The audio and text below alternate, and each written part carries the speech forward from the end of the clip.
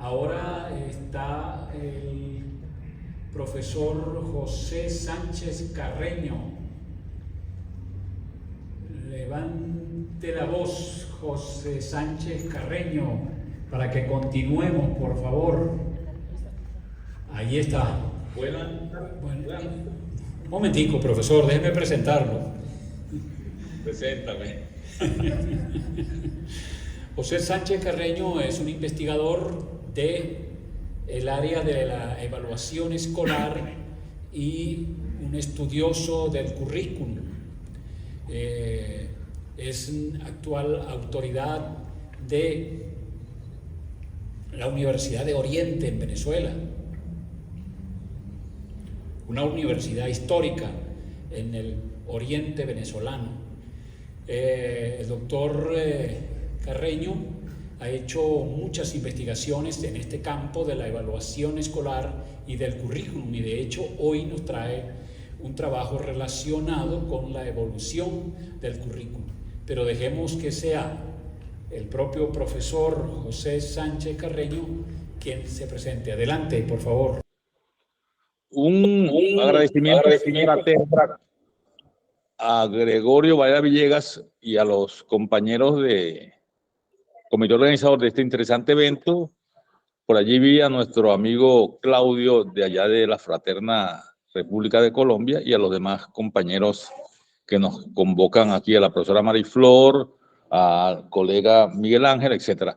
Bueno, yo voy a intentar establecer una relación vinculando este currículum técnico hasta lo que hemos venido llamando de una manera muy general, por supuesto, el currículum postcrítico. Nos vamos a vaciar brevemente por el currículum técnico, el currículum práctico, el currículum crítico y el currículum postcrítico. Recuerden que el currículum desde sus inicios, voy a tratar de hacer una historicidad desde sus inicios. ¿Pueden pasar la otra, por favor, Miguel Ángel? Por favor, la otra. El currículum desde sus inicios rápidamente fue conceptualizado en la Edad Media, lo que podíamos hablar de lo que llamaban el trivium y el quadrivium, es decir, unas asignaturas vinculadas con lo que hoy conocemos como el castellano y lo que conocemos como matemática, vinculadas con la gramática, la retórica, la geometría, la aritmética, asignaturas, disciplinas que de alguna u otra forma en la actualidad señalan que fueron o han sido fundamentales para los currículums actuales. Eso predominó en la Edad Media. Pasa la otra, por favor.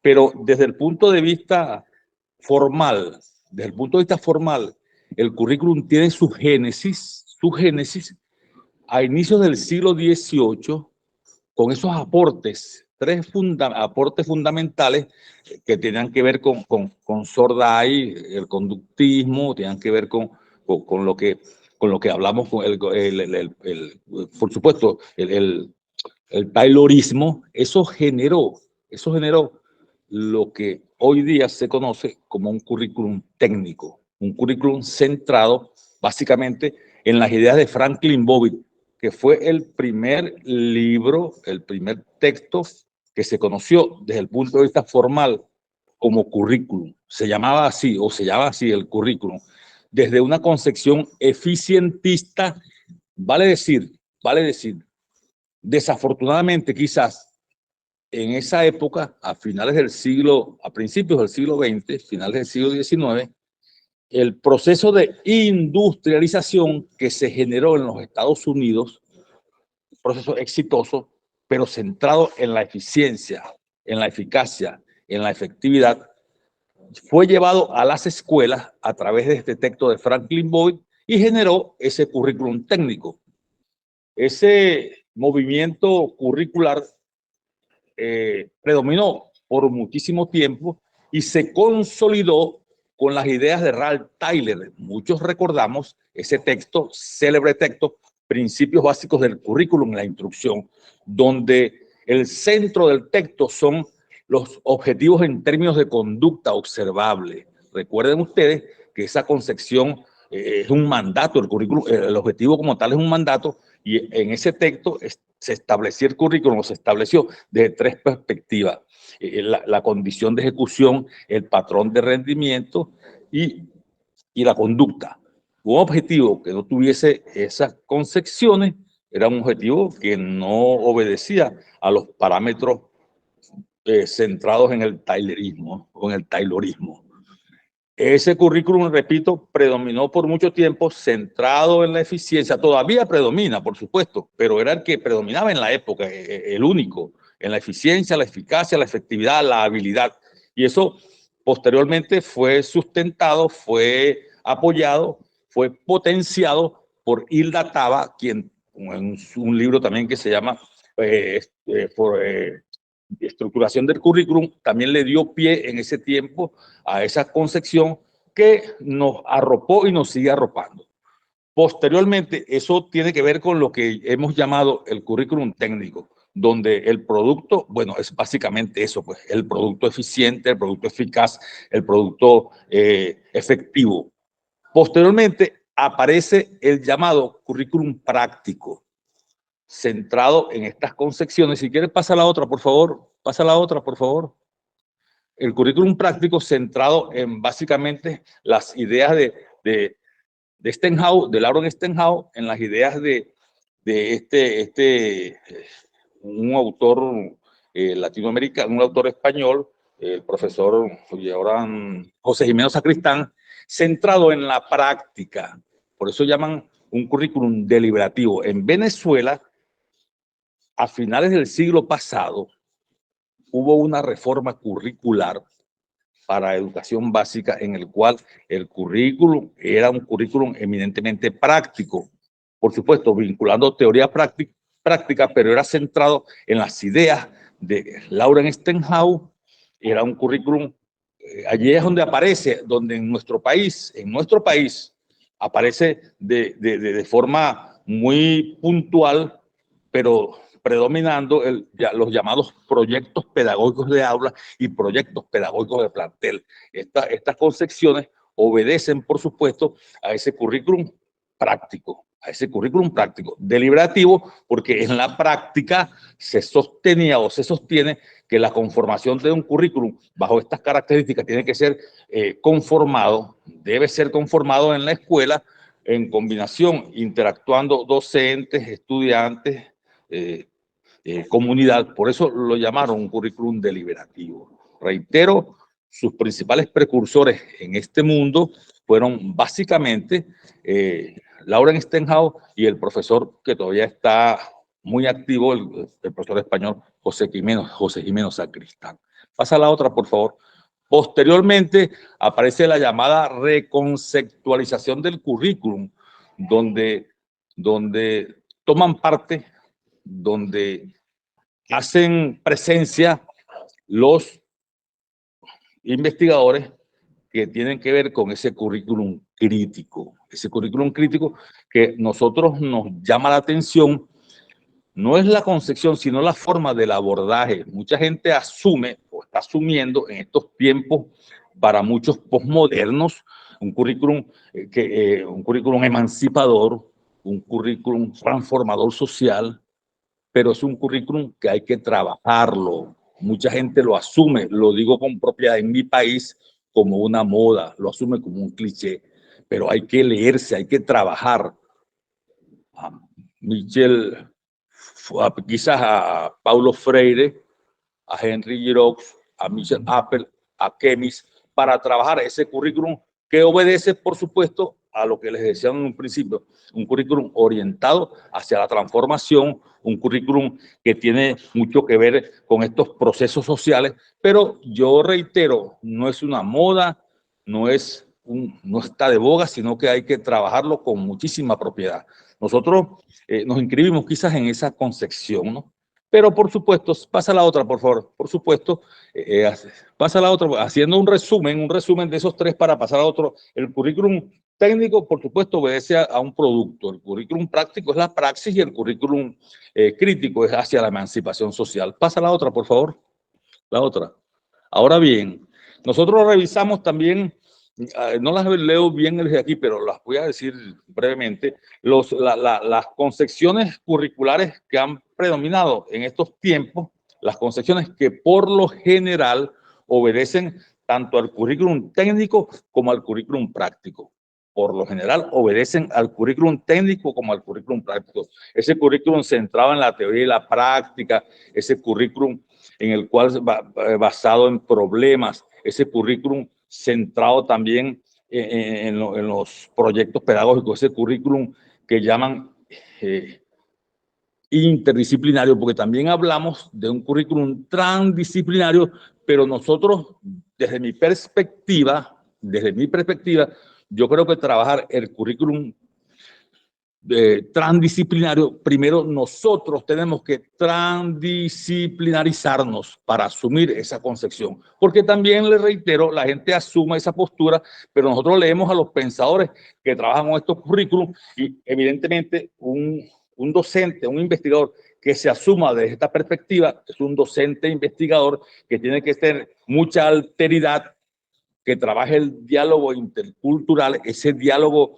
del habla y la escucha, de las cuales nos habla la profesora Mariflor Aguilar, un docente que trabaje la transversalidad, pero la transversalidad no como un eje transversal, ni como un contenido transversal, ni como un objetivo transversal. La transversalidad desde el punto de vista del lenguaje, porque quien transversa el currículum no es quien transversa esto, pues quien hace la transversalización no es el currículum como tal, quien trabaja la transversalidad, es el lenguaje del sujeto. Esa es una de las cosas que a nosotros nos llama la atención. A manera de ejemplo, no puede ser que el docente llegue hoy a su aula de clase y diga: jóvenes, vamos a transversalizar química con física, o vamos a transversalizar matemática con inglés. No, eso se genera a través del verdadero diálogo de saberes en el aula de clase. Reitero, hay elementos que son transversalizables porque sí, los valores, el lenguaje,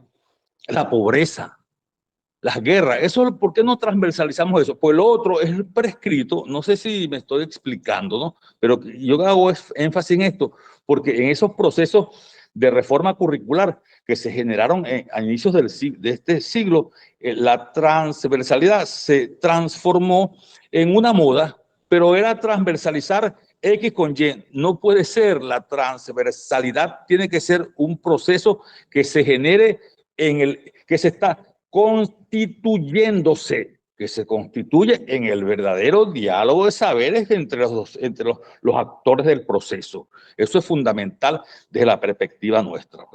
De tal manera que esos son elementos que desde la perspectiva son los que permean ese currículum crítico. Tenemos que obviar ese docente esclerostálmico, esas metáforas que dan cuenta de un docente necrofílico, esas dan cuenta de ese docente enanizado, de ese docente infame, para centrarnos en un docente en el cual en estos tiempos su norte sea la subjetividad, la intersubjetividad, la interculturalidad, la sensibilidad, el diálogo con el otro. Esos son los elementos que, de nuestra perspectiva, pueden permear un currículum crítico. Pasa, por favor. La otra, por favor. Y, por supuesto, en construcción aparecen estos llamados movimientos emergentes. Nosotros planteamos, ¿serán como ruptura epistemológica? Es posible, y nos centramos en cuatro fundamentales. Por ejemplo, el multiculturalismo, desde nuestra perspectiva, implica una revolución epistemológica, por cuanto propugna y genera pues controversias en torno a esas relaciones de género, desigualdad entre hombres y mujeres, conocimiento y sexualidad, identidad heterosexual, etc. Entonces nosotros concebimos que estas teorías multiculturalistas buscan el poder de los que carecen de él. Por supuesto, es fundamental cultivar la sensibilidad para trabajar estos currículums centrados en el multiculturalismo.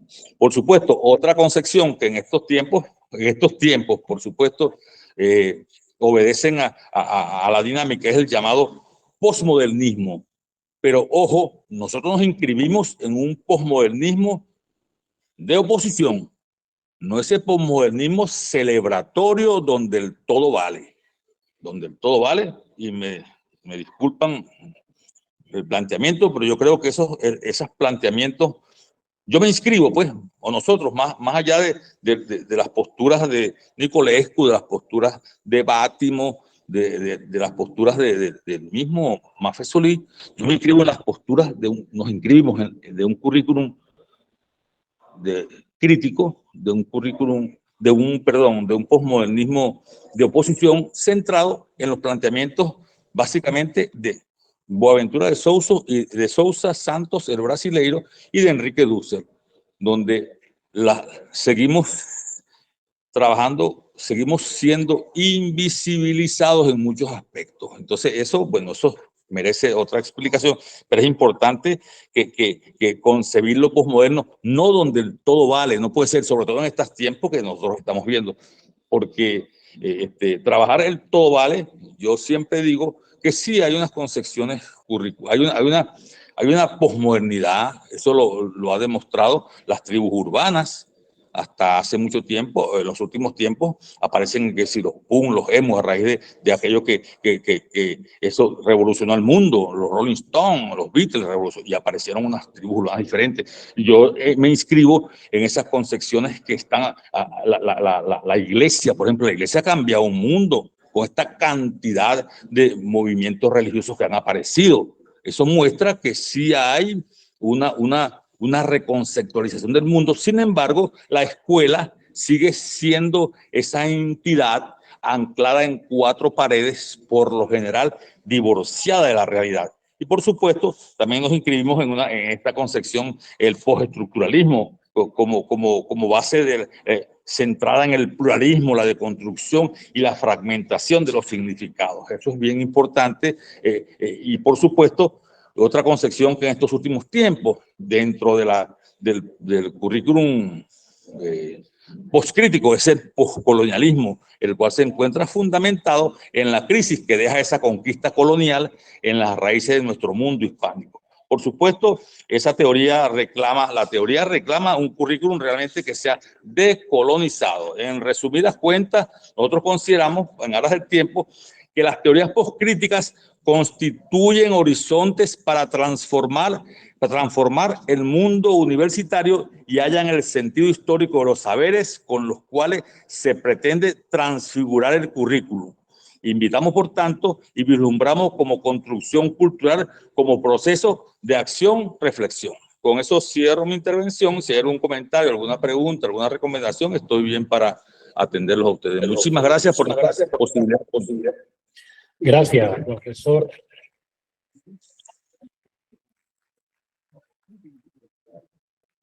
Bueno, para los nuevos estudiantes, ha sido una introducción sustanciosa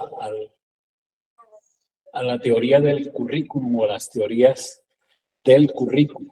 ¿Hay alguna pregunta para el profesor José Sánchez Carreño para aprovechar la conexión?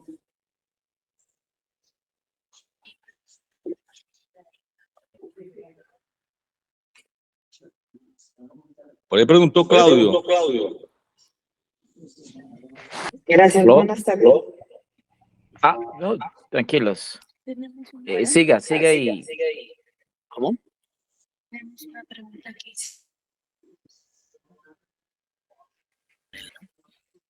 Ya. Buenas tardes. Muchas gracias. Yo quisiera que me ejemplificara, por favor, la situación de la transversalidad. Me quedó un poco confusa la idea. Por lo regular, los profesores tendemos a utilizar este término, comúnmente trabajar transversalmente una materia con otra, un contenido con otro, el mezclar estas materias, estas asignaturas, estos ejes. Entonces, ahorita al escucharlo, me causó un poquito de duda y no me queda muy claro. Si me pudiera dar un ejemplo, se lo voy a agradecer. Gracias. José, vamos a hacer una cosa. Puedes Ajá. leer la intervención de Claudio Ramírez Angarita y englobas la respuesta para la compañera aquí en el auditorio y Ok, para... sí, no hay problema. No hay problema. Claudio, por favor. Claudio, por favor. Sí, maestros. Claudio Ramírez, adelante. ¿Qué más, maestro Gregorio? Mi José, estimados acompañantes de todos los rincones de la América Latina y especialmente los que están en México. Es la pregunta o observación para lo que acaba de exponer el profesor José, ¿cierto? Sí. Ah, listo, profe José. No, pues primero felicitarlo por ese título que usted incluso allí expone que son desafíos y precisamente son desafíos, sobre todo cuando se lleva a la práctica. Más yo quisiera escucharle en sus, digamos, en esa trayectoria que usted ha tenido como maestro en un país que en los últimos años pues ha tenido una serie de circunstancias que han afectado al sistema educativo mismo en todo sentido. Y es la siguiente, esa transversalidad,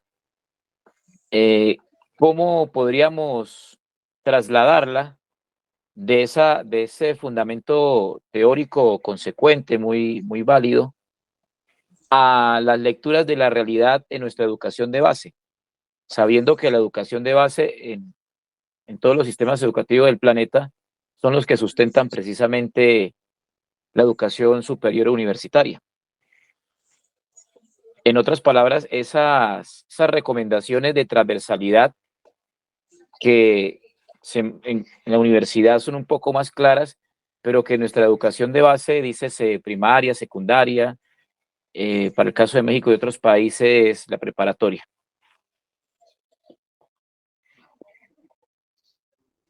Gracias, maestro. Creo que había otro. Ok. Gregorio, ¿había otro planteamiento por ahí? Ahora no, ¿A Gregorio? adelante. Sí. Ok. Siento que siempre que uno conversa de estas cosas es interesante lo de transversalidad, ¿verdad? Yo siempre digo que quien transversa no es el currículum escrito, quien transversa es el lenguaje del sujeto, quien transversa es el lenguaje del sujeto. Yo no me inscribo, no nos inscribimos nosotros en esa transversalización prescrita. Cuando digo, y le hizo ruido a la profesora que hizo la primera pregunta, ¿por qué si yo voy prescrito en mi aula de clases, voy a hablar jóvenes, por decir cualquier cosa, ¿no? En este momento, vamos a transversalizar matemática con química, pero ¿por qué matemática con química y por qué no la pobreza con la guerra, por ejemplo? Yo lo que quiero significarle es lo que se genera en ese diálogo. Nosotros hicimos un ejercicio en una zona bellísima de Venezuela con unos estudiantes, sobre todo aquí en el estado Sucre. Muchos los venezolanos la conocen, lo que llaman la península de Araya, donde se producía muchísima sal, muchísima sal. Llevamos un grupo de estudiantes para ver ese proceso de cómo la sal, cómo se iba generando la sal. Allí aparecieron una serie de elementos que tenían que ver con la evaporación, con el clima, con la comunidad. Eso es lo que quiero significarle, que son elementos que hay que transversalizarlo, no centrarme en ya. Nosotros no llevamos eso pensado, eso se generó en esa socioconstrucción del currículum, el currículum socioconstruyéndose, no una cuestión prescrita. Yo siento que eso es fundamental y nos inscribimos en ese sentido en los planteamientos que hace Matt Genso. Por supuesto, quizás para mucha gente la transversalidad está muy vinculada con la transdisciplinariedad, quizás un poco con lo que llaman lo interdisciplinario, pero sostenemos en el contexto universitario, sostenemos en los procesos áulicos o en los procesos, los espacios de aprendizaje. Yo creo que en educación básica, Claudio, en los primeros estadios, es donde ese proceso se debe dar con mayor riqueza. Lo que ocurre es que muchos de nosotros tememos cuando nos hablan de áreas. Nos tememos porque nos pueden sacar de nuestra zona de confort y nos pueden sacar de nuestra disciplinariedad. Yo reitero, considero que hay elementos que siempre son transversalizables. Obviamente, el lenguaje como la principal competencia lingüística y comunicativa del ser humano, siempre hay que transversalizarlo. Los valores hay que transversalizarlo, el trabajo hay que transversalizarlo, pero hay elementos que se generan en el verdadero diálogo del habla y de la escucha, como dice la profesora Mariflor, el habla y la escucha. Allí se generan verdaderos procesos transversalizadores, sin que yo lo lleve debajo de la manga, sin que yo lo lleve escrito, sino que se generan en ese proceso que se está dando en mi verdadero diálogo allí con mis estudiantes. Esa es más o menos la idea general. ¿Algún otro comentario, por favor? Gracias, hermano, por esta excelente presentación de tu conferencia, de tu ponencia. Gracias, gracias, gracias y abrazos a todo el que pregunte ya por mí en Cumaná. Usted le dice que yo le mando saludos. Ok. Gracias. Bueno, quiero informar aquí.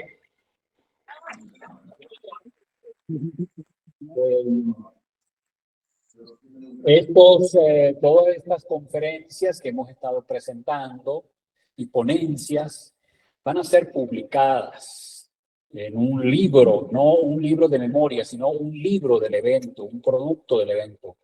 Preparado al BAC de Claudio Ramírez Angarita, por favor. Entonces, también van a ser, algunos de estos trabajos van a ser publicados en una revista académico-científica, o por supuesto con la selección correspondiente. Entonces, ya tendremos la oportunidad de conocer con amplitud estas temáticas que se presentan de una manera resumida, sintetizada, se presentan los elementos más importantes y que uno queda con la sensación de querer más. Así que yo quiero agradecer a los compañeros, a las compañeras que nos han dado estas luces